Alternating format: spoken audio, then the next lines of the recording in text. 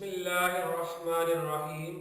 I am Muhammad Naeem Saqib, Subject Specialist Biology at DPS and College Sahiba. I welcome to all students in online DPS classes. Let's start our today's topic.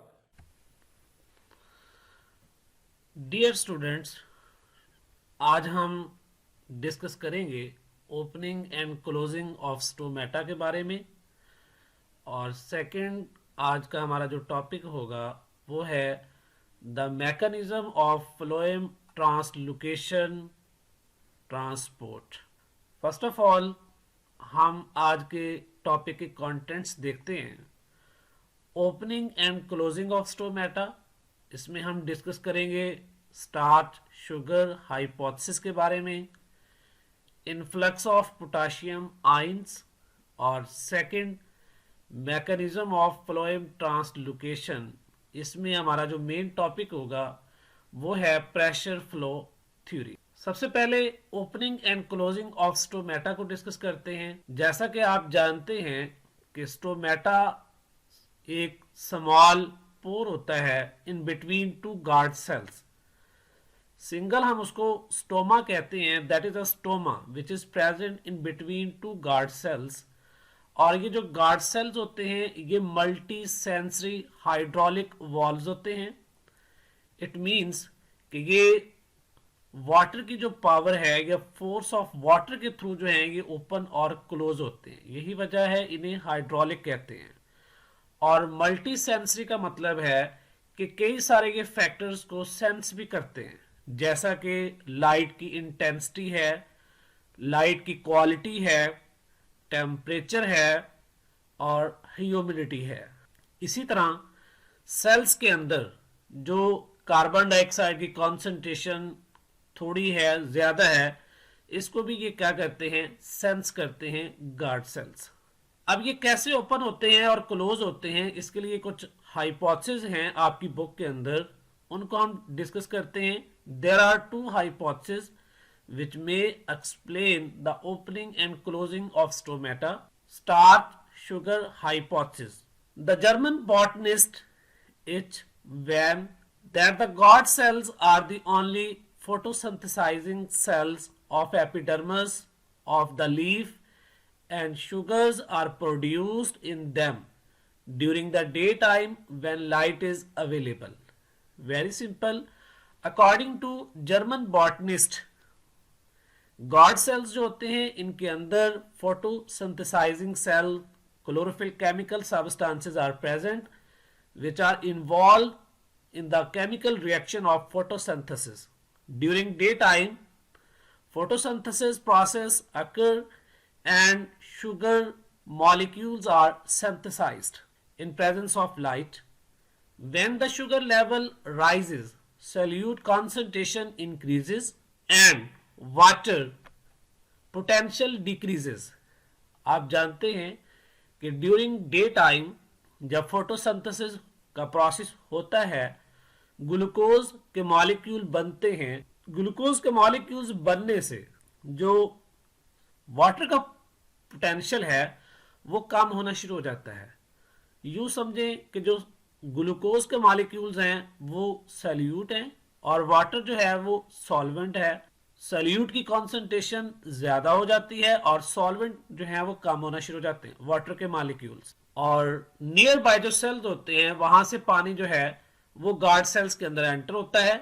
Then the guard cells become turgid due to entry of water and they separate from one and other and the stoma are pores open. Just like this, ये दो guard cells हैं। जैसे water enter हुआ, guard cells की जो walls हैं उनके ऊपर वाटर के मॉलिक्यूल जो हैं अपनी फोर्स को एक्सर्शन करते हैं, एक्सर्ट करते हैं, जिससे ये गार्ड सेल्स क्या हो जाते हैं, टर्जिड हो जाते हैं। जब टर्जिड होते हैं तो इनके दरमियान में थोड़ा सा फासला आ जाता है, ये ऐसे ओपन हो जाएंगे। हम कहते हैं कि ये जो दरमियान का होल है, स्टोमा जो है ये ओपन हो गया है due to turgidity of the guard cells. Second, during night there is no photosynthesis. The sugars are either converted into insoluble starch or used in respiration.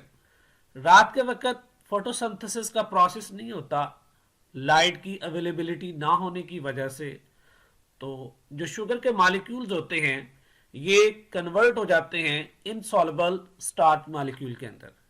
आप प्रीवियस चैप्टर में पढ़ चुके हैं कि जो शुगर के मॉलिक्यूल्स हैं ये सिंपल कार्बोहाइड्रेट्स हैं, और काफ़ी जब शुगर के मॉलिक्यूल्स मिलते हैं तो इनके मिलने के बाद एक बड़ा जो मॉलिक्यूल बनता है माइक्रो मॉलिक्यूल, जिसे हम स्टार्च कहते हैं। स्टार्च जो होती है ये पानी के अंदर इनसॉल्युबल होती है। एक तो ये बात है। सेकंड ये है कि कुछ शुगर के जो मॉलिक्यूल्स होते हैं वो रेस्पिरेशन पर्पस में यूज हो जाते हैं, एनर्जी की जरूरत होती है सेल्स को। यही वजह है कि ग्लूकोज के मॉलिक्यूल्स ऑक्सीडाइज होते हैं और एनर्जी रिलीज करते हैं। दोनों प्रोसेस होने की वजह से अब वाटर के अंदर जो शुगर के कंटेंट्स हैं वो बहुत कम रह जाते हैं। यही वजह है कि this decreases the free sugars in the cell. Sugar जो फ्री शुगर है सेल के अंदर, जो सिंपल शुगर है, उसके कंटेंट जो है वो पानी के अंदर कम हो जाते हैं। Osmotic pressure of the guard sales is lowered and water leaves the guard sales. फिर क्या होता है, शुगर्स के मॉलिक्यूल्स कम होने की वजह से ऑस्मोटिक जो प्रेशर होता है गार्ड सेल्स का वो कम हो जाता है। वाटर मॉलिक्यूल जो होते हैं ये गार्ड सेल से बाहर निकलना स्टार्ट हो जाते हैं toward the neighbour cells which become flaccid and stoma are pore between them closes. जैसे कभी हमने देखा कि गार्ड सेल जब यहाँ पे होते हैं तो स्टोमा ओपन हो जाता है, और जब वाटर जो है वो एग्जिट करता है तो ये डीले से हो जाते हैं और ये क्लोज हो जाते हैं, और स्टोमा जो है वो क्या हो जाएगा, क्लोज हो जाएगा। But these processes are not fast enough to account for the rapid rise in turgor of guard cells. ताहम ये वाले प्रोसेस जो हैं ये इतने फास्ट नहीं हैं, not enough to account for the rapid rise in turgor of the guard cells. यहां पे आप देख सकते हैं कि लाइट की प्रेजेंस के अंदर फोटोसिंथेसिस हो रही है, फोटोसिंथेसिस का प्रोसेस हो रहा है, और जो लेवल ऑफ कार्बन डाइऑक्साइड की कॉन्सेंट्रेशन है ये डिक्रीज हो रही है। लाइट होगी तो कार्बन डाइऑक्साइड जो है वो रिड्यूस होती रहती है into carbohydrate, then the level of carbon dioxide decrease, increase the pH level. Increased pH level की वजह से जो स्टार्च के मॉलिक्यूल होते हैं ये कन्वर्ट होना शुरू हो जाते हैं शुगर के मॉलिक्यूल्स के अंदर। मींस कॉम्प्लेक्स जो कार्बोहाइड्रेट है now it is converted into simple sugar. Increase the cell sap concentration. Simple sugar की वजह से सेल सैप कॉन्सेंट्रेशन इंक्रीज होना स्टार्ट हो जाता है, और यही वजह है कि वहां पे एक हाइपरटोनिक इन्वायरमेंट बन जाएगा। इस हाइपरटोनिक इन्वायरमेंट बनने की वजह से नियर बाय जो सेल्स होते हैं वहां से वाटर एंडो ऑस्मोसिस प्रोसेस के थ्रू जो है गार्ड सेल्स के अंदर एंटर होता है। Increase the turgor pressure. इससे प्रेशर जो है वो बढ़ जाता है। टर्गर प्रेशर बढ़ने से क्या होता है, गार्ड सेल्स ओपन हो जाते हैं, गार्ड सेल्स जो हैं वो टर्जिड हो जाते हैं, तो स्टोमेटा ओपन हो जाता है। इसी प्रोसेस को अगर हम नाइट या डार्क कंडीशन में देखें, no photosynthesis, level of CO2 increased, pH level decreased. PH का लेवल कम होते ही क्या होगा, जो सिंपल शुगर के मॉलिक्यूल्स होते हैं ये कन्वर्ट होना शुरू हो जाते हैं स्टार्च के मॉलिक्यूल्स में, जिससे क्या होता है सेल सैप की कंसंट्रेशन जो है वो कम होना स्टार्ट हो जाती है। जब सेल सैप कंसंट्रेशन कम होगी, पीछे हाइपरटोनिक था, यहां पे हाइपोटोनिक इन्वायरमेंट बनेगा। हाइपोटोनिक इन्वायरमेंट बनने की वजह से वाटर जो है ये गार्ड सेल से एग्जिट कर जाएगा। Exosmosis of water decrease the turgor pressure, then the stomata will be closed. Next अब हम देखते हैं influx of potassium ions. How potassium ions are involve in the opening and closing of stomata. Potassium concentration in guard cells increases the several fold depending upon plant species. ये plant species पे depend करता है कि उनके अंदर plant potassium की जो concentration है वो कितनी है, और वो किस हद तक गार्ड सेल्स के कांटेक्ट लेवल है वो बढ़ा रही है potassium ions. Stomata open due to active transport of potassium ions into the guard cells from the surrounding epidermis. Stomata open होता है कब? जब एक्टिव ट्रांसपोर्ट के through potassium ions near by cell से गार्ड सेल्स के अंदर enter होते हैं। Second, the accumulation of potassium ions decreases the osmotic potential of guard cells। Potassium concentration बढ़ते ही वाटर का जो कंटेंट होते हैं वो कम पड़ जाते हैं, जिसकी वजह से ऑस्मोटिक जो पोटेंशियल है गार्ड सेल्स का वो डिक्रीज हो जाएगा। जैसे ही ऑस्मोटिक पोटेंशियल गार्ड सेल्स का डिक्रीज होगा, मींस कौन सा इन्वायरमेंट बना? हाइपरटोनिक इन्वायरमेंट बन गया। Near by water enters the guard cells by osmosis, which become more turgid and stretched and the stomata are opened। जैसे ही वाटर गार्ड सेल्स में enter होगा ऑस्मोसिस प्रोसेस के थ्रू, तो ये वाटर जो है वो अपनी फोर्स को क्या करेगा? एग्जर्ट करेगा। एक्सर्शन होती है इस फोर्स की toward on the wall of the guard sales, और वो फोर्स जो है वो गार्ड सेल्स को टर्जिड बना देती है, जिससे वो गार्ड सेल जो हैं वो स्ट्रेच होते हैं और स्टोमेटा जो हैं वो ओपन हो जाते हैं। यहाँ पे ये चीज आपने याद रखनी है कि पोटाशियम आयंस की जो अपटेक है ये ट्रांसपोर्ट, आप कह लें ये एक्टिव ट्रांसपोर्ट के थ्रू होती है। While water enter into guard cells through osmosis, the stoma closed by reverse process involving passive diffusion of potassium ions from the guard cells followed by water moving out by osmosis। Stoma जो है ये close होता है तब जब उसके अंदर से पोटाशियम आयंस जो होते हैं वो बाहर जाना शुरू हो जाते हैं। जैसे ही पोटाशियम आयंस जो हैं वो गार्ड सेल्स को छोड़ के बाहर जाते हैं, तो उनके पीछे वाटर के जो मॉलिक्यूल्स होते हैं वो भी एग्जिट करते हैं। वाटर के मॉलिक्यूल्स भी वहां से निकलते हैं थ्रू ऑस्मोसिस, जिसकी वजह से वाटर पोटेंशियल या वाटर के जो कंटेंट होते हैं गार्ड सेल्स के अंदर वो कम हो जाते हैं, और जो गार्ड सेल्स होते हैं ढीले हो जाएंगे और फ्लैसिड हो जाते हैं। Then stomata will be closed. What controls the movement of potassium ions into and out of guard cells? Number 1, level of carbon dioxide in the spaces inside the leaf। Number 1 पे है कि पत्ते के अंदर जो उसकी स्पेसेस हैं वहां पे कार्बन डाइऑक्साइड का लेवल क्या है।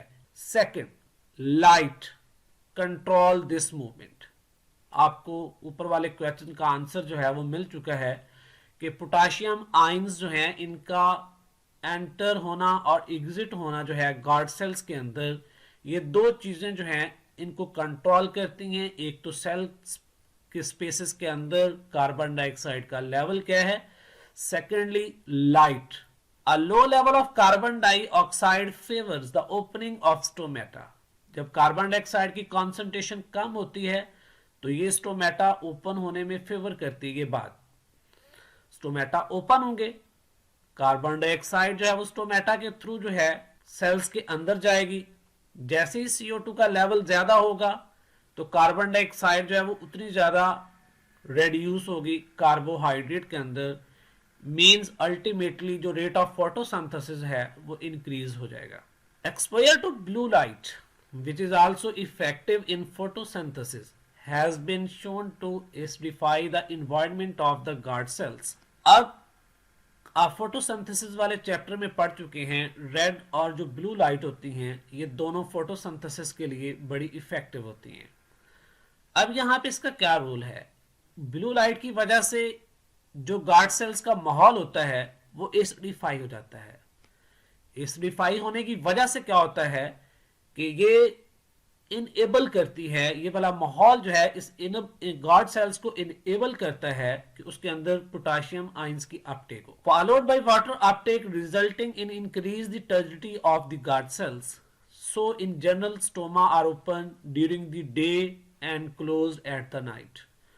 बात क्लियर है कि जब सूरज की रोशनी होती है, ब्लू लाइट होती है, वो इन्वायरमेंट जो गार्ड सेल्स का है उसको एसिडिफाई करेंगी। एसिडिफाई माहौल जो है वो पोटाशियम आयंस की जो अपटेक है सराउंडिंग सेल से अंदर जो जाते हैं गार्ड सेल्स के अंदर, उसको वो फेवर करता है एसिडिफाइड इन्वायरमेंट, जिससे वाटर भी पोटाशियम आयंस के पीछे पीछे जो है वो चलता हुआ गार्ड सेल्स में जाएगा और गार्ड सेल्स के अंदर जो टर्जिडिटी है गार्ड सेल्स की वो बढ़ जाती है और स्टोमेटा ओपन हो जाते हैं। रात के वक्त लाइट नहीं होती, ब्लू लाइट नहीं होगी, डेफिनेटली बात है, तो फिर पोटाशियम आयन जो है वो बाहर आना शुरू हो जाते हैं गार्ड सेल से और उनके पीछे वाटर के कंटेंट भी बाहर आते हैं, जिसकी वजह से जो स्टोमेटा होते हैं, जो गार्ड सेल्स होते हैं, वो फ्लेसिड होके बंद हो जाएंगे और स्टोमेटा जो है वो क्लोज हो जाएगा। यहाँ पे एक स्लाइड है, यहाँ पे आप देख सकते हैं कि डे टाइम में कैसे पोटाशियम आयंस की जो है वो अपटेक होती है, कौन सी चीज है जो पोटाशियम आयंस को अंदर जाने में मदद देती है। जब डे टाइम होता है तो फोटोसिंथेसिस का अमल होता है, ये आप डायग्राम में देख सकते हैं। ग्लूकोज के मॉलिक्यूल बनते हैं, ग्लूकोज के कुछ मॉलिक्यूल जो है वो रेस्पिरेशन प्रोसेस में से गुजरते हैं।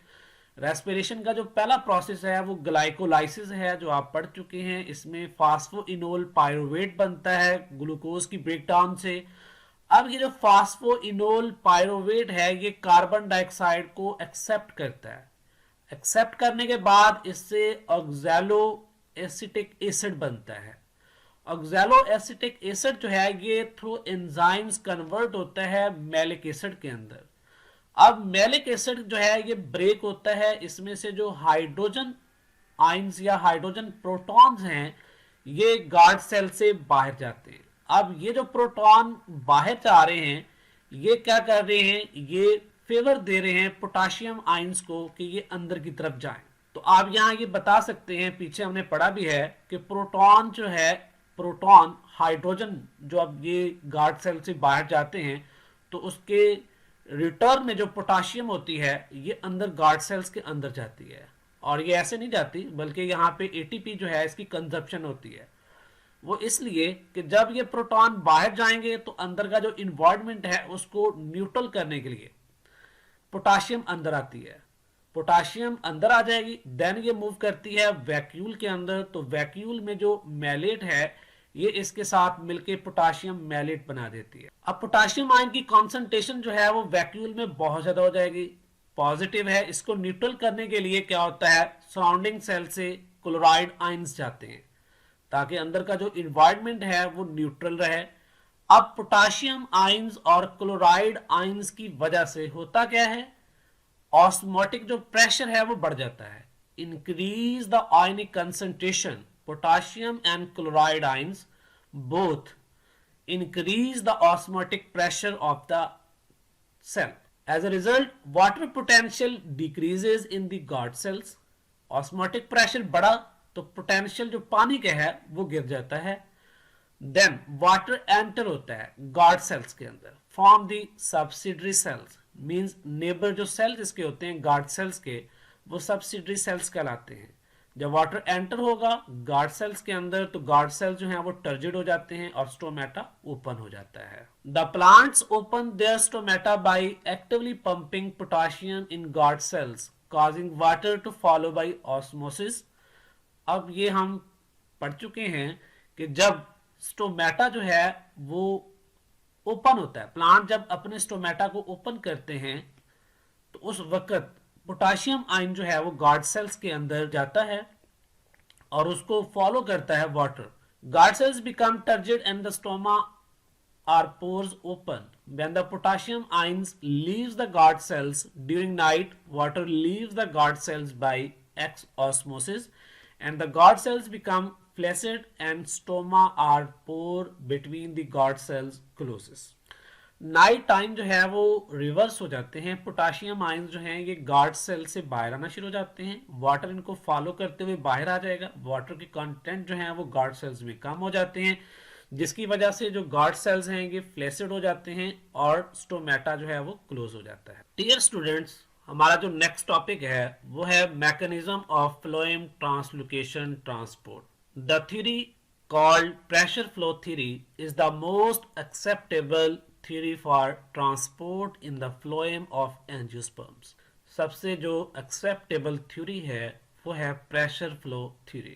We have considerable evidence to support this theory, काफ़ी सारे एविडेंसेस हैं, काफ़ी सारी जो इस थ्योरी को सपोर्ट करती हैं. There were two main categories of theories to account for the movement of sap in phloem. Phloem के अंदर जो सैप की मूवमेंट होती है, इसको एक्सप्लेन करने के लिए काफ़ी सारी थ्योरीज हैं, लेकिन यहाँ पे हम दो मेन कैटेगरी ऑफ थ्योरीज के बारे में डिस्कस करेंगे. Active theories number 1, involving the use of energy for the movement of materials in the phloem. पहली जो थ्योरी है वो एक्टिव थ्योरी है. इसके मुताबिक एनर्जी जो है वो यूज होती है जब फ्लोएम के अंदर सैप की मूवमेंट होती है. सेकंड पैसिव थ्योरी है. इसके मुताबिक no energy, no use of energy was involve during the movement of materials in phloem. The active theories have all been abandoned as there is not much evidence to support these theories. Active theories खत्म हो गई हैं. उसकी वजह कि इनको support करने के लिए फर्दर एविडेंसेस नहीं हैं. So now we are left with passive theories of transport, translocation. अब हम इन तमाम थ्योरीज को खत्म करते हैं और पैसिव थ्योरीज की तरफ जो है वो बढ़ते हैं. इसको देखते हैं. According to this theory there are two things या there are two main points. One, diffusion and second is pressure flow theory. सबसे पहले diffusion. Diffusion is far too slow. ये बहुत स्लो प्रोसेस है. To account for the velocities of sugar movement in phloem which on the average is 1 metre per hour while the rate of diffusion is 1 meter per 8 years. So we are left with pressure flow theory. Diffusion का process जो है ये बहुत slow होता है और ये sugar की मूवमेंट जो फ्लोएम के अंदर है उसकी वेलोसिटी को ये एक्सप्लेन नहीं करता. ठीक है. एक्चुअल जो वेलोसिटी है शुगर की जो फ्लो करती है फ्लोएम के अंदर वो है 1 मीटर पर आवर, जबकि डिफ्यूजन का जो प्रोसेस होता है ये 1 मीटर पर 8 इयर्स है. इट मींस कि 1 मीटर जो है वो 8 साल में उसकी कंप्लीशन है थ्रू डिफ्यूजन. सो ये पॉसिबल नहीं है कि डिफ्यूजन प्रोसेस के थ्रू जो है जो फ्लोएम सैप है वो मूव करे, क्योंकि ये बहुत स्लो प्रोसेस है. इसलिए हम इसको क्या करते हैं, लेफ्ट करते हैं, छोड़ते हैं और डिस्कस करते हैं अब हम प्रेशर फ्लो थ्योरी के बारे में. सबसे पहले इसका इंट्रोडक्शन है प्रेशर फ्लो थ्योरी का कि ये एर्नेस्ट मंच ने ये प्रपोज की थी ये थ्योरी 1930 में, और ये बड़ा ही इंपॉर्टेंट लॉन्ग क्वेश्चन है according to examination point of view से इसे देखा जाए तो काफी बार ये जो है वो पास पेपर्स में आ चुका है. A hypothesis was first proposed by Ernest Munch in 1930. According to this hypothesis, it states that the flow of solution in the sieve elements is driven by an osmotically generated pressure gradient between source and sink. इस statement का पहला हिस्सा जो है उसको जरा देखें. Flow of solution in the sieve elements. sieve elements क्या चीजें हैं? These are the component of phloem tissues. sieve elements के अंदर दो चीजें होती हैं. नंबर 1 पे sieve tubes होती हैं, उनके ऊपर sieve plates होती हैं. sieve जो tubes हैं इनके अंदर flow of solution होता है. अब ये flow of जो solution है इसको कौन फोर्स करता है? फोर्स या इसको मूव करने के लिए जो ड्राइवन है फोर्स वो कहां से आती है? वो बेटा आती है ऑस्मोटिकली जनरेटेड प्रेशर से. जो फ्लोएम ट्यूब्स के अंदर या सीव ट्यूब्स के अंदर जो प्रेशर ऑस्मोटिक प्रेशर जो जनरेट होता है वो प्रेशर जो है उस प्रेशर के थ्रू जो है जो फ्लो ऑफ सॉल्यूशन है वो टेक प्लेस होता है from source to sink. Source और सिंक के दरमियान में एक डिफरेंस जनरेट होता है. हाई टू लो आप कह लें. हाई प्रेशर से जो है ये फ्लो ऑफ जो सॉल्यूशन है ये थ्रू हाई कॉन्सेंट्रेशन ग्रेडियंट से लो कॉन्सेंट्रेशन ग्रेडियंट की तरफ जाता है, बट थ्रू अ फोर्स। और ये फोर्स जो जनरेटेड होती है फ्रॉम ऑस्मोसिस या ऑस्मोटिकली जनरेटेड प्रेशर है ये इसके पीछे। अभी हम इसको फर्दर डिस्कस करते हैं।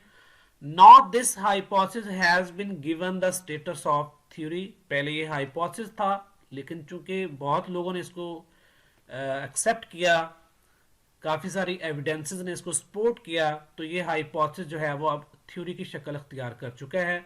The following steps explain the pressure flow theory. Boys आप देखें, ये लीफ है। लीफ प्लांट्स की जो है वो किचन इसे कहते हैं। प्लांट्स का ये किचन है जहां पे खुराक बनती है। यहाँ पे फोटोसिंथेसिस के साथ थ्रू जो है वो ग्लूकोज की कॉन्सेंट्रेशन जो है वो क्या होती है, इंक्रीज होती है इन photosynthetic part of the plant. इसलिए हम इसको सोर्स सेल्स भी कहते हैं। ये सोर्स सेल है जहां पे ग्लूकोज बनता है।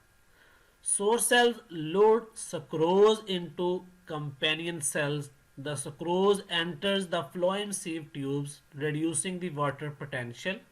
बात यहाँ पे क्लियर हो गई है कि यहाँ पे ग्लूकोज की कॉन्सेंट्रेशन जो बनती है उसमें कुछ ग्लूकोज जो हैं वो प्लांट अपनी रेस्पिरेशन प्रोसेस के लिए या एनर्जी जो है वो हासिल करने के लिए ग्लूकोज को ऑक्सीडाइज कर लेते हैं।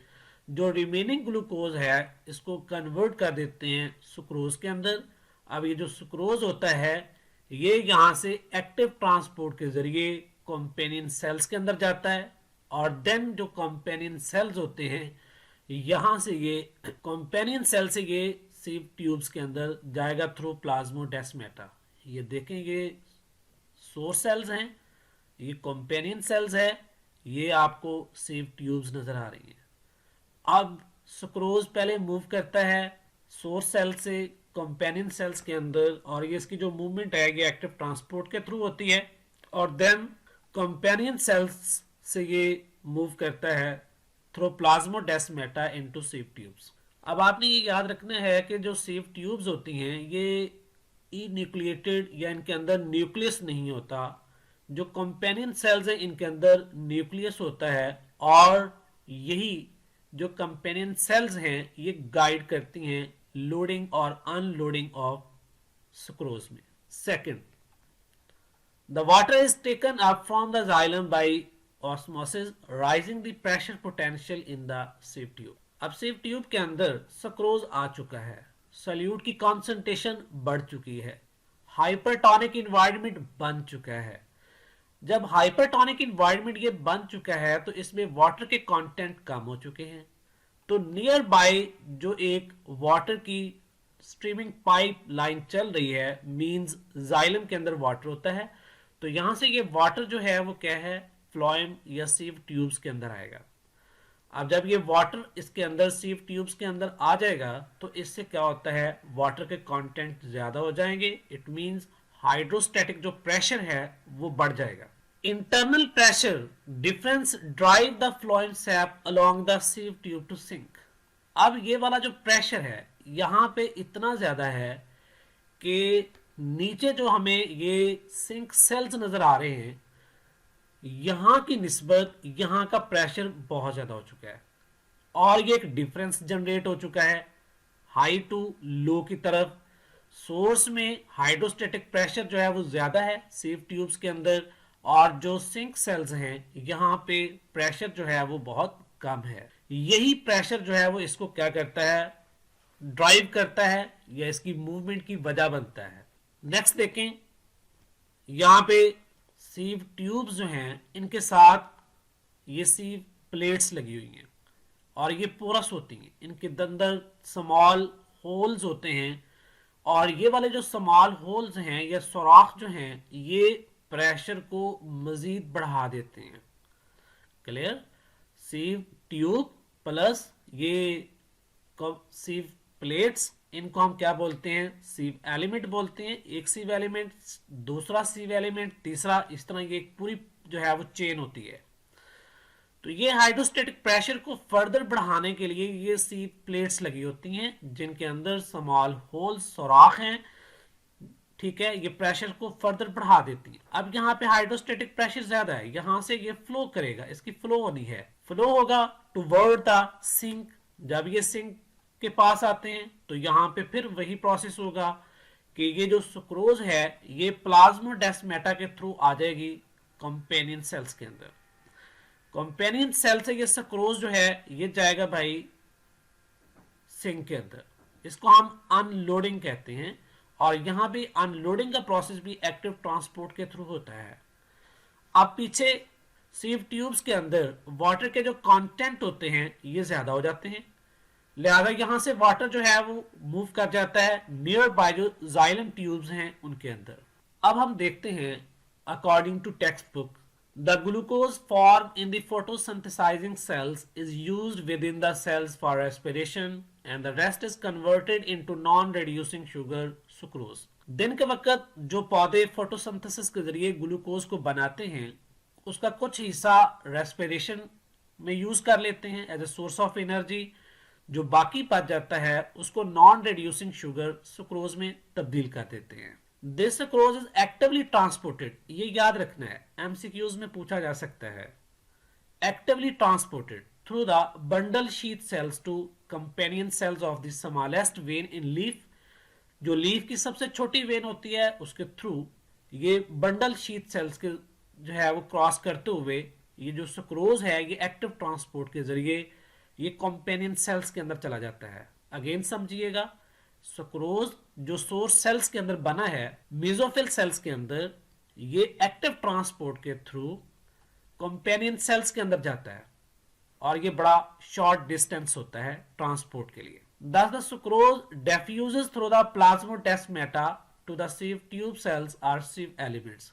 प्लाज्मोडेस्माटा जो है ये कहां पे होता है? Present in between sieve tubes and companion cells. Companion cells और जो sieve tubes हैं उनके दरमियान में प्लाज्मोडेस्माटा होता है। तो जो कंपेनियन सेल्स के अंदर सुक्रोज आता है ये डिफ्यूज होके sieve tube सेल्स के अंदर चला जाता है। Raising the concentration of sucrose in it, वहां पे सुक्रोज का लेवल बढ़ जाता है। The pathway taken by sucrose is symplast in most cases but in some apoplastic movement takes place. Symplast pathway और एपोप्लास्ट पाथवे आप प्रीवियस लेक्चर में पढ़ चुके हैं। The sucrose is actively transported to the sieve elements. As a whole अगर हम इसको दोबारा देखें तो लीफ के मेसोफिल सेल के अंदर ग्लूकोज का बनना, फिर ग्लूकोज से सुक्रोज का बनना, सुक्रोज का एक्टिव ट्रांसपोर्ट के थ्रू जो है कंपेनियन सेल्स के अंदर आना, कंपेनियन सेल से फिर डिफ्यूजन हो के प्रोसेस के थ्रू जो है sieve ट्यूब्स के अंदर जाना, ये प्रोसेस हम पढ़ चुके हैं। Next, the water moves bye osmosis from near by xylem in the leaf when. अब होता क्या है कि sieve ट्यूब के अंदर सुक्रोज आने की वजह से सल्यूट की कॉन्सेंट्रेशन बढ़ जाती है, हाइपरटोनिक इन्वायरमेंट बन जाता है। अब इस हाइपरटोनिक इन्वायरमेंट बनने की वजह से नियर बाय जो जाइलम ट्यूब्स होती हैं वहां से वाटर जो है वो आ जाता है sieve ट्यूब्स के अंदर, जिससे हाइड्रोस्टैटिक जो प्रेशर होता है sieve ट्यूब्स का वो बढ़ जाता है। आप यहां अगेन डायग्राम में देख सकते हैं सोर्स कंपेनियन सेल्स और यहाँ पे sieve ट्यूब्स आपको ये नजर आ रही हैं, sieve एलिमेंट्स हैं ये sieve ट्यूब्स, और ये जो पूरा पार्ट है इसे हम क्या कहते हैं? sieve प्लेट्स कहते हैं। और इसका फंक्शन भी बता चुका हूं कि ये प्रेशर्स को जनरेट करती हैं ड्यू टू रेजिस्टेंस जो है वो प्रोड्यूस करते हुए, क्योंकि ये स्मॉल जो है वो होल्स होते हैं और फिर ये जो है इसका फ्लो हो रहा है, ठीक है, टुवर्ड द कंपेनियन सेल्स। भी आप देख रहे हैं कि जो है ये जो सुक्रोज प्लस वाटर के मॉलिक्यूल्स हैं ये एक प्रेशर के थ्रू एक बल्क क्वांटिटी में जो है ये क्या करते हैं? ये मूव करते हैं, ठीक है। कहां से? हाई प्रेशर से जो है ये लो की तरफ आ रहे हैं। Hydrostatic pressure moves the sucrose and other substances in the sieve tube cells and moves to the sinks. इनके एग्जांपल्स के अंदर फ्रूट्स और रूट्स हैं। In the storage sinks such as sugar beet root and sugar cane stem, ये examples दी गई हैं sink की जहां पे फूड जो है सुक्रोज फॉर्म के अंदर स्टोर होता है। Water moves out of the sieve tube bye osmosis lowering the hydrostatic pressure. जैसे ही ये वाला फ्लो जो है मटेरियल सिंक के पास आता है तो सीव ट्यूब से जो सुक्रोज होता है ये मूव कर जाता है toward the sink. Water moves out of the sieve tube cells by osmosis lowering the hydrostatic pressure. Yes जी. Next, water moves out of the sieve tube cells by osmosis. अब water क्या करता है, ये osmosis के through वापस कहां चला जाता है, जाइलम ट्यूब्स के अंदर. Lowering the hydrostatic pressure, hydrostatic pressure जो है वो कम हो जाता है. The symplastic pathway sucrose move through the plasmodesmata to receiver cells, mean sink cells के अंदर ये चला जाता है sucrose. Thus, according to pressure flow theory, the pressure gradient is established as a consequence of entry of sugar. Water moves out of sieve tube cells by osmosis, lowering the hydrostatic pressure. Water जो है ये sieve tube cell से again xylem tubes में चला जाता है osmosis के through. इससे हाइड्रोस्टैटिक जो प्रेशर है वो कम हो जाता है. In symplastic pathway, sucrose move through the plasmodesmata to receiver cell. Thus, according to pressure flow theory, the pressure gradient is established as a consequence of entry of sugars in the sieve elements at the source and removal of sugar at the sink. जी बात यहाँ पे clear है कि pressure flow theory के मुताबिक जो pressure ये gradient establish हुआ है, जो बना है, ये शुगर्स को एंटर करता है सीव ट्यूब एलिमेंट्स के अंदर. ठीक है, सोर्स से जो सीव एलिमेंट्स के अंदर शुगर आती है उसका ये प्रेशर जो है वो ग्रेडियंट जो है वो स्टैब्लिश होता है. और इस प्रेशर के एस्टैब्लिश होने से क्या होता है कि इसका फ्लो होता है और देन जो है रिमूवल ऑफ शुगर है at the sink. The energy driven entry of sugar in the sieve tube elements generate high osmotic pressure in the sieve tube elements of the source, causing a steep drop in the water potential. The energy driven entry of sugars in sieve tube elements generate high osmotic pressure. अब ये जो sugar है sieve tube elements के अंदर या sieve tubes के अंदर, इससे होता क्या है, हाई ऑस्मोटिक प्रेशर जनरेट होता है. और यही वही हाई ऑस्मोटिक प्रेशर है जिसके थ्रू ये जो फ्लो है इसकी फ्लो ऑफ मूवमेंट होती है. अगेन आप डायग्राम के अंदर देख सकते हैं लास्ट पे, the presence of sieve plates greatly increases the resistance along the pathway and results in generation and maintenance of substantial pressure gradient in the sieve element between source and sink. मैं बता चुका हूं कि जो सीव plates हैं, ये सीव plates जो हैं ये पोरस होती हैं और पोरस होने की वजह से ये रेजिस्टेंस प्रोड्यूस करती हैं. रेजिस्टेंस प्रोड्यूस होने की वजह से प्रेशर जो है वो जनरेट होता है. The pressure flow theory accounts for the mass flow of molecules with in phloem. Pressure flow theory जो है ये अकाउंट्स करती है मास फ्लो ऑफ मॉलिक्यूल्स का in phloem tubes. It may be noted that the transportation of photosynthate or carbohydrate from mesophyll cells to phloem tissue involves diffusion and active transport, carrier mediated transport.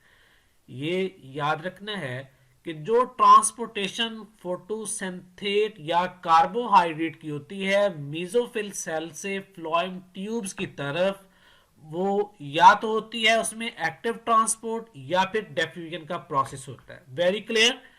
Transportation of photosynthate means sucrose move from mesophyll cells to sieve tubes through active transport and diffusion. Then in phloem tissue sieve tubes the movement of material is according to pressure flow theory. लेकिन जो phloem tubes के अंदर जो flow होती है materials की वो accordingly होती है प्रेशर फ्लो थ्योरी के मुताबिक, जिसमें हमने डिस्कस कर लिया है. Again in the sink cells when the sugars and carbohydrate are passed from phloem tissues, diffusion and carrier mediated transport, either passive or active transport take place. जब food जो है ये सीव ट्यूब से sink sales की तरफ जाती है, means unloading का जब प्रोसेस होता है उस वक्त भी डिफ्यूजन, ट्रांसपोर्ट, एक्टिव ट्रांसपोर्ट या पैसिव ट्रांसपोर्ट जो प्रोसेसेस होते हैं ये इन्वॉल्व होते हैं. क्लियर?